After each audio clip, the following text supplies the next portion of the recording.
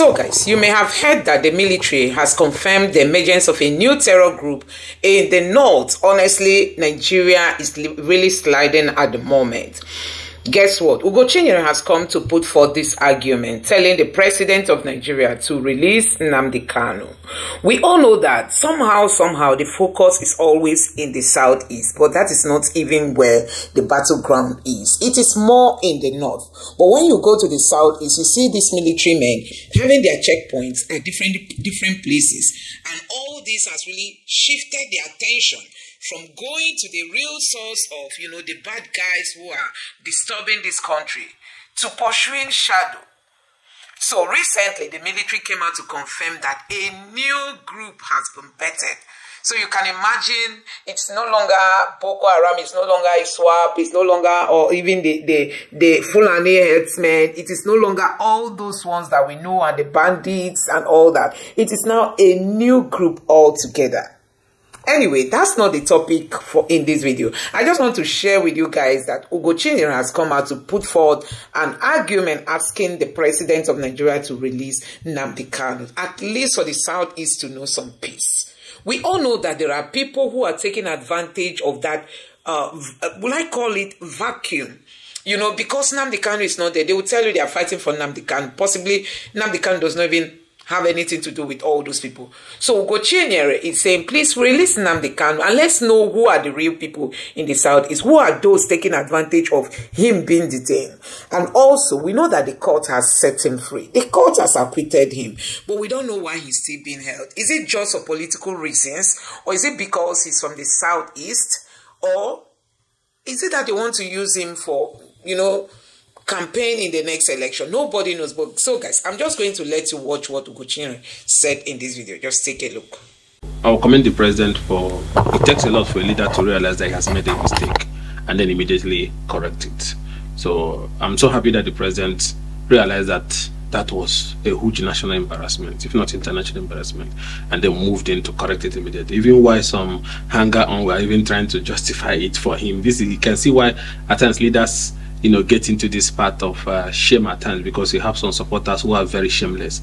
But I thank God that he didn't listen to those, hungry, people I call hungry outlaws, who were trying to justify something that was an international embarrassment. So I commend the president for being bold enough to, issue the necessary knowledge and the court striking it out, bringing an end to that embarrassment. And I don't want it to just end there. I think he needs to find out, because those children were starved. So what kind of barbaric and archaic and mundane method of detention? And that goes a long way to show a lot might be going wrong with those detention facilities. It's also important an investigation is conducted to find out the status of these detainees facing different charges. It's like a kind of is it a confiscation site or what? You don't feed them. Look at the way they are looking so tiny, like they are coming out from a civil war or something. So it's an embarrassment, and it goes a long way to show how our detention system have been working. So it should be seen as an opportunity to fix things and correct things. And I thank the president for being bold enough to say that what happened was not right, and then going ahead to ensure that immediately these children were released. But going, apart from that, we should also investigate the status of other detainees in different cases and challenges in those detention facilities, to be sure that we are complying with international African Charter on Human Rights and our relevant constitutional provision that an accused is deemed innocent until proven guilty. So you can't use starvation to kill the person even before he's made to have his day in court.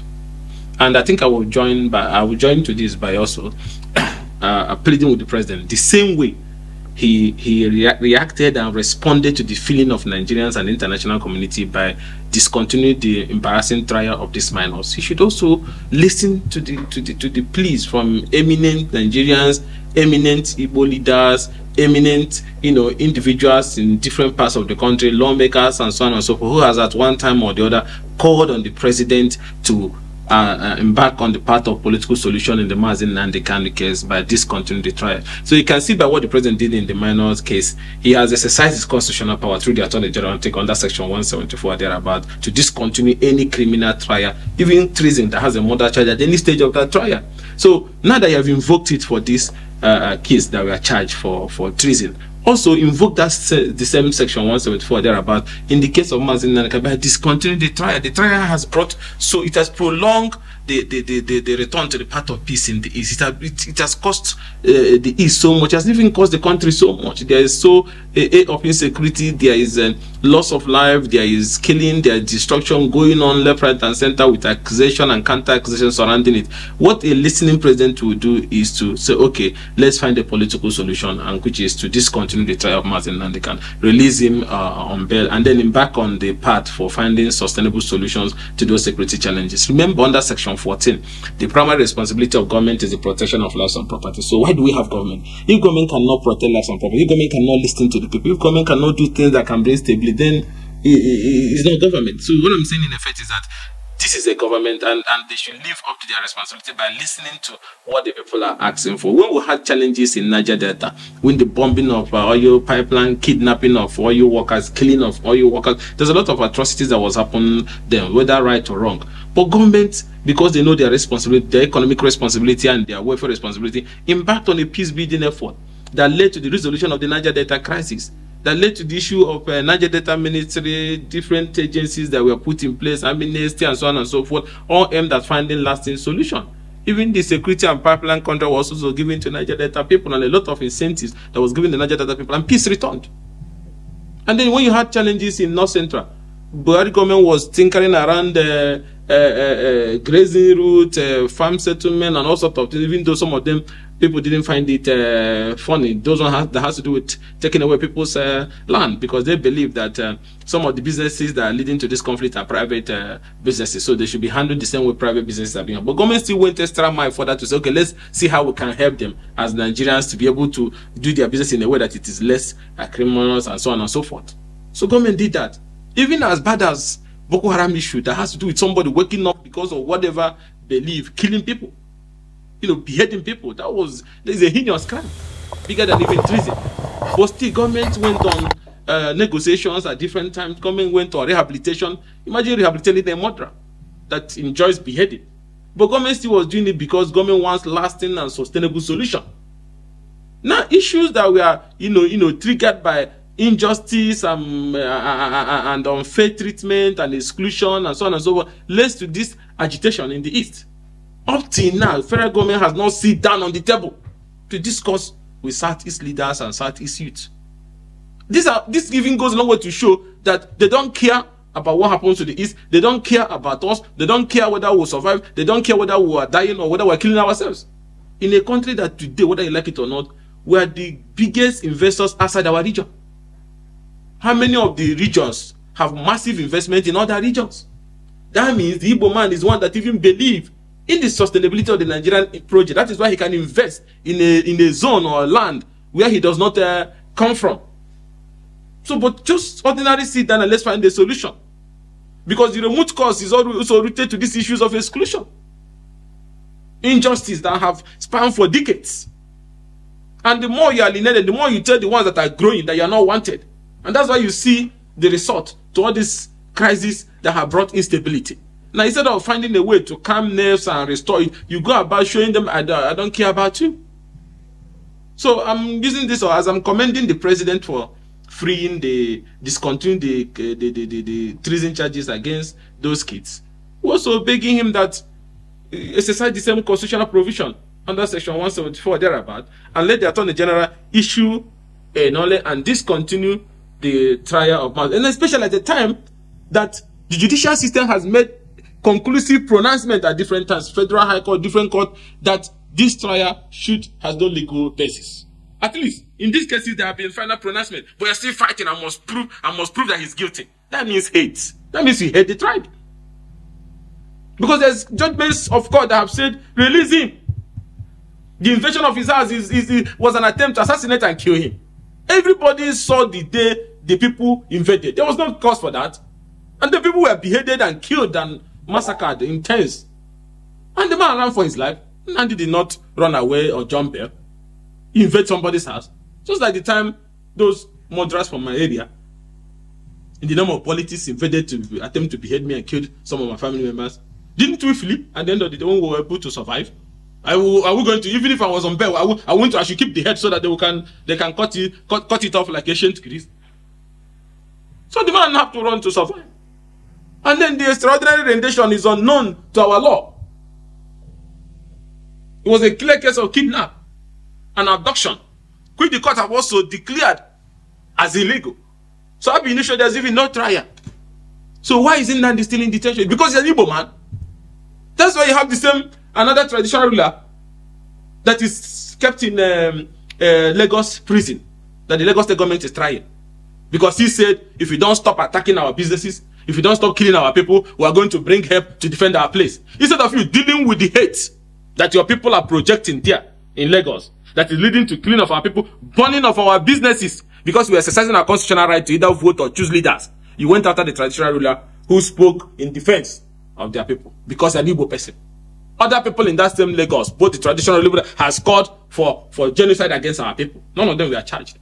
But he now said that if we don't stop burning this market that Igbo people are trading, if we don't stop throwing us into lagoon, if we don't stop attacking our people, that I will invite the ESN to come and defend the people in Lagos. That's what he said.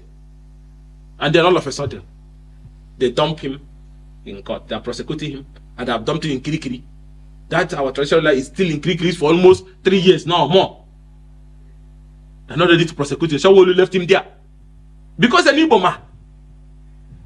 So if we want to be one Nigeria, we should be honest and stop being stupid about the lies. In Igbo, they say, when you do the child the way you're doing this other child, they will be happy. Are you doing us the same? You're not doing us the same way. Do we want to build a country, a nation, or are we running a geographical expression like Awolowo also said? If we want to build a nation, that even though the tongues and religion may differ, but in brotherhood we can still stand, then you have to behave like a family, like a brother. You resolve the Igbo issue. Don't pretend like you don't know it's existing. You will not have stability. Let us see ourselves as one honestly and root it on that principle of justice, equity, and fairness. If you know what if they do to you, you know, like, why are you doing it to an Igbo person? So it's on that ground that I'm asking the president that is long overdue. It's time to respect those judgments of the court and stop this judicial. The court freed him. You went again. You fight. And no, it's not necessary. We're looking for peace and stability. 70% of our people today will take Mr. President seriously when he talks about building a nation, you know, uniting our people, bringing us together, making us to believe that he's about to renew hope, which includes justice. You have to renew my faith in the justice system, in the equity system, in the fairness system. That our people, 70% of our people believe that if the president wants us to take him serious, he should first of all release Mazi Nnamdi Kanu and find a way to go to the table to find a permanent political solution to the challenges facing our people. Then we can take him serious. That's the way our people feel. Any of the Igbo leaders can come to Abuja and be lying to him. Those ones I call outlaws. They can be saying all sorts of nonsense. But down there in our place, they want this issue resolved. So that our people can now pick up what is left of their lives and move on. Because this issue is causing instability in our place. Farming activities is zero. Businesses are going down. Most people are no longer returning back. So resolving it starts with, okay, political solution, we'll give him bail. Then we'll go to the table and look at the issue. There's issues that led to those agitation. Those issues have been with us since 1960. Democratic leaders now worsen it with so much hypocrisy and incompetency and so on and so forth. They were now flashing it in our face like we don't belong. It's not about Nnamdi Kanu. Even if we take out Nnamdi today, the other generation that is coming are also having the same feeling rooted in their hearts. You see, have another person rise up. So finding a solution to them, you know, a permanent solution should be the concern of every genuine leader. Because for how long are you going to keep treating people like that and expect them to believe? In this era of technological advancement, social media and everything, information moves so fast. So it's not the way you can hide informations. People have opinions based on your actions. And coming from somebody who has fought the Deco days, you know, democracy, inclusion, and so on and so forth, I'm just surprised that we're still having this conversation 1 year or going to 2 years in office. Just because of Abiola's election that was robbed. They floated the deco, they fought. Some of them were charged for treason. There was bomb blast that time, remember? Even though there was accusation whether it was Abacha that was throwing the bomb or it was the deco people, them Tinubu them were throwing it. There were the same transmitter now the kind of was using fire meet them and Tinubu we had their own transmitter, radio Kudra, radio this. They were transmitting into the airways. Because they said they wanted the mandate to be restored. Now these people are asking for justice, equity, and fairness. The same thing. So what to do? The Nedeko issue and the bill issue was resolved by compensating them with allowing them to run for the presidency by almost all the key stakeholders. Since that time, they have ruled almost 2 times now. But nobody cares about our own people. So how do you think the young people are feeling down there? They feel disconnected. They feel angry. In a country that they are working so hard for. All they are asking is for justice, equity, and fairness. That's what this selective application of democracy, selective application of the justice system, selective application of political opportunities, selective application of the electoral, everything that has to do with the East, the method is different. Even the way you mount roadblock in the East, like is an Afghanistan that America just left from. From just Asaba, you be coming from Abuja, 1 or 2 checkpoints. By the time you get to Asaba, you're trying to cross the river Niger. From that place to where you see 48 checkpoints. What are you doing there? See, crime is still everywhere. It has turned into a collecting point for police or security agencies who are on those roads. Extorting the people, making them feel like you just want to annihilate them at all costs from all fronts. So these things are wrong. And like I said before, a true nationalist will focus and believe that equity, justice, and fairness is the fulcrum and the foundation for a united and peaceful country. Anybody that is talking about peaceful country without discussing the sacred core principles of justice, equity, and fairness is talking nonsense. You cannot have a united country, you cannot have a stable country without sitting down to address these core principles of justice, equity, and fairness. Not just by addressing it, but showing it in your body language and conduct. Today, you have a country that the Igbo man is not chief of army staff. The Igbo man is not IG. The Igbo man is not DG of DSS. The Igbo man is not customs CG. The Igbo man is not immigration head. The Igbo man is not central bank. The Igbo man is not finance minister. The Igbo man is not federal inland revenue. The Igbo man is not director of military intelligence. The Igbo man is not NSA. But still, they still believe. All they are asking is not even if you share those things with them, but restore peace in our place. Consider it a matter of national importance that peace will return to the East. We want you to make that a priority. That's all our people are asking for. And that we're not getting it up to now. So it's not that anybody hates anybody or no. The hand with which you extend, that's one we should receive. They are giving us bitter lemon every day. Look at the infrastructure in our place. Look at our major highways in the East. Look at our markets. Look at our energy situation. Look at the employment rate of our people in civil service. Look at the business opportunities available. Everything is self-help for our people. Business, building, everything. Even rehabilitation of our people that have been displaced since this crisis has started. Not even single one person.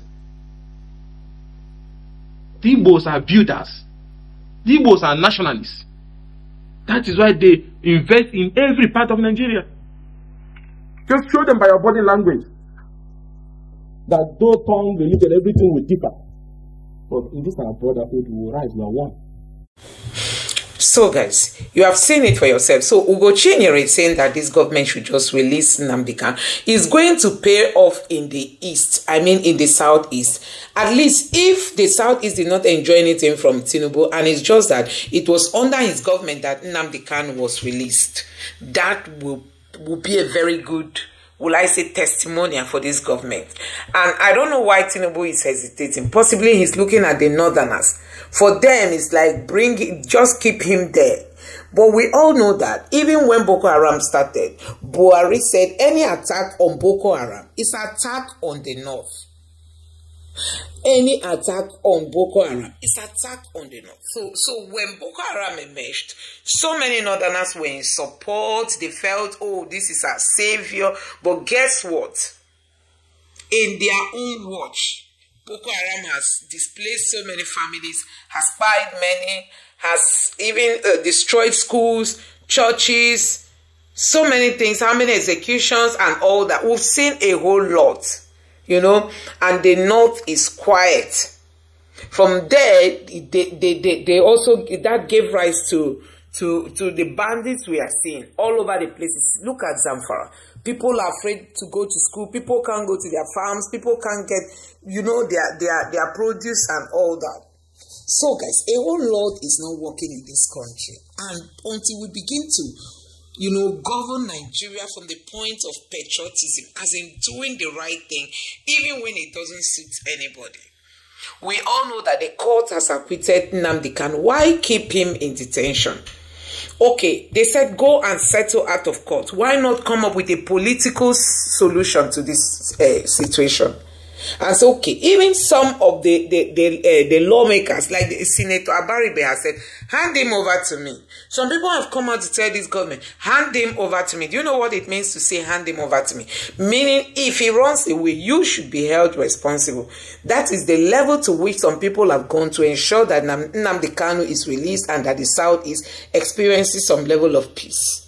But guess what? They are just keeping him, and sometimes the DSS will even show some dictatorship kind of leadership by telling the lawyers that they can't have access to him. So guys, let the truth be told. If you are an Igbo in this country, you will experience some level of setback. We were thinking it was just a northern problem, you know, because the northerners tend to hate the southeasterners. So we're thinking it was a northern problem, but you can see it is not a northern problem.